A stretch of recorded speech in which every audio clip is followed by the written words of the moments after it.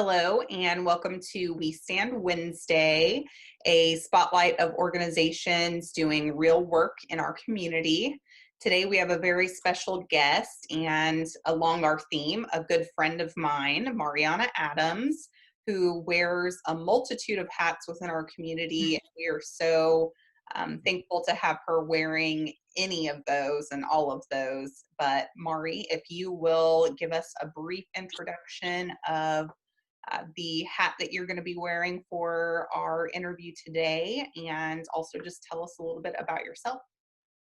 Thank you, Representative Branham, who's my state representative, for having me on the segment today. Again, my name is Mariana Adams. I'm the Executive Director of Progress OKC.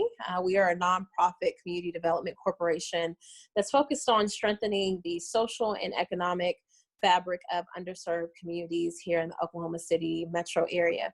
And we do this through partnerships and programs that are focused on housing stability, economic mobility, quality of place, and education. And so what sort of sets us apart is we invest in places and people. And so, we believe that neighborhoods are the foundation and roots of anyone's wellness and their well-being. And so by investing and doing some of those placemaking efforts, we're able to improve the quality of life for not only households, but the residents that reside within a specific area. So I'm proud to be in this position now, serving for a year, but we have multiple projects that I'm happy to talk about today. Well, thank you for that. I think that Progress OKC is one of the kind of hidden development gems that you typically have to know someone that knows someone to know about. But I think you're doing a really great job of making the community aware of the services and work that Progress OKC is doing. So I appreciate your leadership in that role. And with that, I will jump into the questions. Okay. So what is the value that really drives you to do the work of Progress OKC? What brought me on and taking this role really is the word that's within the title of the organization, which is community. And so what I found throughout research and just talking with multiple people is that when we're talking about housing stability, for example, so creating pathways to quality, affordable, and responsible home ownership, there are so many benefits and positive, both short-term and long-term outcomes for individuals and households and future generations associated with home ownership. And so some of those upstream solutions to some of the common issues that we're faced as a society with. So the word community is a huge value for not only the organization, but me personally, and that in order for us to make a great city, a great state, we have to look out for one another and be good neighbors to one another, and that it's not enough for one individual to be thriving, but we're all a part of this. We're all threads in this larger fabric. And that means that whether I am directly impacted or indirectly impacted by something, it's important for me to show up and advocate and lend my tools and resources or expertise, or show up and listen. And that goes a long way as well. And so just the sense of community is so important in our work and in any facet of dealings where you're talking about government or business, the public and private sector. And so I'm encouraged that I have a community with my board, with our partners in Oklahoma City that are really seeking to make a better Oklahoma City for all residents, regardless of race, of income, of nationality, that we shouldn't be able to pinpoint to one particular zip code and see that this zip code, the individuals within the zip code, live more than a decade less than another zip code. Those type of inequities and disparities, whether I live in that zip code or not, we should be actively addressing. So community is very important to me and to the organization. You know, one of the reasons that I really love you in this space and in this work and the position that you're in is you and I have done a lot of collective work together on community and different capacities. And it's a core value that we share. And I think that's why we continually bump into each other in work across the community. Yeah. And I know that you are the right person to push that forward, and you have so much knowledge and information to offer to that position. And so I just love what you're doing with it. So Well, thank you. Thank you. And it's not just me, it's many people. But I'll save that for the hope question. great. Well, I won't spoil it then, and I will jump into question number 2, which is, what systems or policies kind of reinforce some of the issues that your organization, Progress OKC, seeks to address, or what kind of creates these problems within the community that Progress OKC is really trying to help with? That's a great question. So when we talk about home ownership, for example, or economic mobility or quality of life, we really have to look holistically. And so that was another driver for me coming into this role, is looking that beyond social services, advocacy, policy advocacy is so important alongside, quality, equitable programs and services. And so on the policy front, policies and investments that support home ownership and the development of affordable housing at the local level and state level are so important.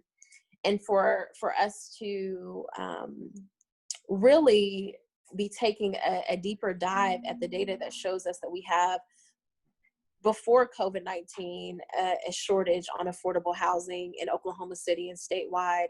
And that's going to be exacerbated by this pandemic and the economic fallout. And so what are we doing to ensure that folks that really were already on the margins to begin with because of structural barriers, what are we doing to ensure that them and their families have a societal safety net when it comes to housing, which again is a core of anything. In order for me to show up and go to work, or show up and go to school, or just be well in society, I need to have a place that I can be rooted in and day out. And so I would definitely say home ownership, and it's not enough for our organization to get people into home ownership, but it's important for them to be able to retain their home ownership. And so folks having access to career pathways that give them livable wages, and the benefits that are necessary to, again, be well and thrive in society.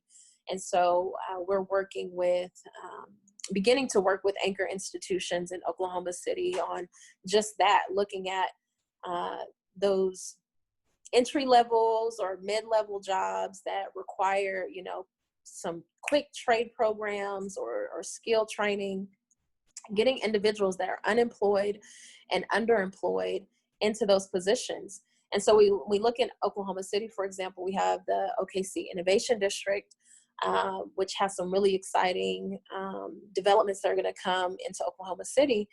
During their strategic land use study, they found that you are located in a historically African-American community that has all of this rich history and cultural assets, that has also encountered disruptions when it comes to wealth accumulation, so far as urban renewal and those sort of historical events, and some contemporary challenges as well.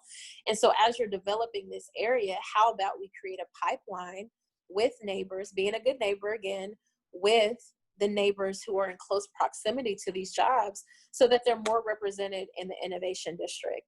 That is a policy and a commitment that those anchor institutions are, that has been elevated in that plan, and that is something that we can do locally. Statewide, I would add, outside of home ownership and making sure that people have access to career pathways and livable wages. a huge thing is healthcare. Which we had some really good news over the last couple of weeks. It feels like years, but I believe a couple of weeks. And so, again, when we're talking about community development being directly tied to improving the quality of life for residents, it's important that folks have access to primary care, are getting those services, those medical services and healthcare services, to where if they have something, they're able to get the preventable treatment or that primary treatment before it's, again, an issue that develops and is exacerbated and is completely preventable, but takes a toll on them, their family. It strains their resources. It strains our medical systems resources as well. And so, again, having this holistic from the social, economic, health and well-being aspect, it makes it very multifaceted and a little bit complex, but I always tell our partners there are opportunities for them to plug in and really help contribute to the revitalization and the stabilization of vibrant communities in Oklahoma City. Well, it sounds like there's lots of work to do on many different levels, and I think that there's certainly potential on the state level for sure to encourage more affordable housing, which are policies that I have pushed during my time in the House of Representatives, and that I think there are, certainly coalitions moving in that direction as well. So I know that you're ahead of that work and are part of pushing for those changes, and I appreciate that. Thank you for all that you all are doing at the state level on that as well. We definitely need to be doing more. So help keep us, continue keeping us accountable and letting us know what we need to do. So